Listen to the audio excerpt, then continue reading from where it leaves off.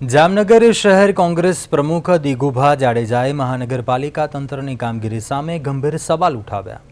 તેમણે જણાવ્યું કે શહેરની જનતા હાલ પાણીની સમસ્યાથી પરેશાન છે અને ઘણા વિસ્તારોમાં એકાંતરા પાણી વિતરણ કરવામાં આવી રહ્યું છે।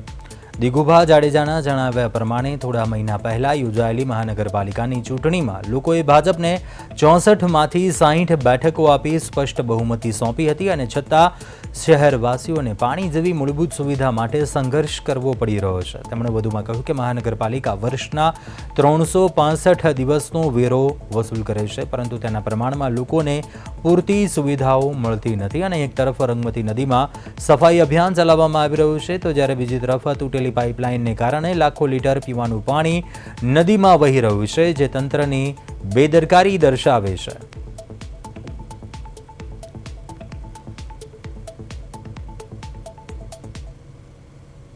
જામનગરની મહાનગરપાલિકા જનતાના અધિકારીઓ અને આ જે પદાધિકારીઓ છે ભાજપના, એને અણવતના કારણે નથી એને ગોઠવણી કે જામનગરની જનતાને કેવી રીતે પાણી દેવો। વેરો તો 365 દિવસનો લે છે અને ચૂંટણીમાં કીધું પણ ખરું હતું, આની પહેલા મેયર હતા કે રેગ્યુલર પાણી આપશે, કાયમી પાણી આપશે, ચોખ્ખું પાણી આપશે અને ટાઈમે પાણી આપશે, પણ કોઈ જાતના નિયમો નથી।